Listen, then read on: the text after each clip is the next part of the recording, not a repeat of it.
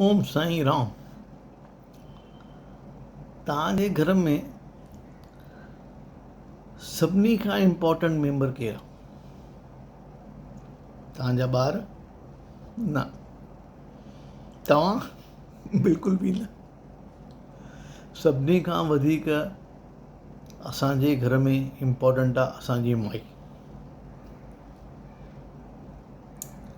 जेॾी महिल न उहा घर में ईंदी आहे ऐं जेका मां ख़ुशी पंहिंजे जोए ते चहिरे ते ॾिसंदो आहियां,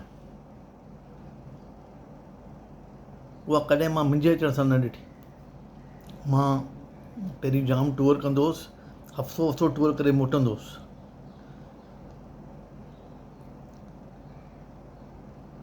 हिकु दफ़ो गाॾी मुंहिंजी 6 बजे जे बदिले सुबुह जो 8 बजे आई, त जीअं मूंखे दरवाज़ो खोलियईं, चई तव्हां आहियो छा?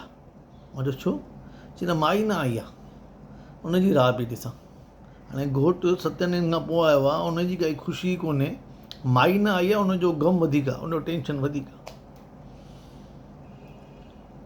ऐं अगरि न माई जंहिं ॾींहुं न अचे, तव्हांखे हिकदमि शांति करे वेहणो अथव, आवाज़ु करिणो ई कोन अथव, जेको मिलेव चुपचाप खाइणो अथव, टीवी जो आवाज़ु बि घटि रखिणो अथव। ऐं हिकु ॾींहुं अगरि मोकल वठी हुन खां पोइ माई अचे न, ॾिसो माई जेको ख़्यालु थी करे। अरे क्या हुआ? तबीयत तो ठीक है ना? डॉक्टर को दिखाया?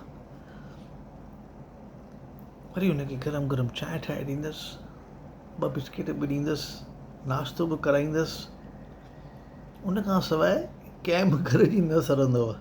इन करे माईअ जो क़दुरु कयो त तव्हांजो क़दुरु थींदो। चओ ओम साईं राम।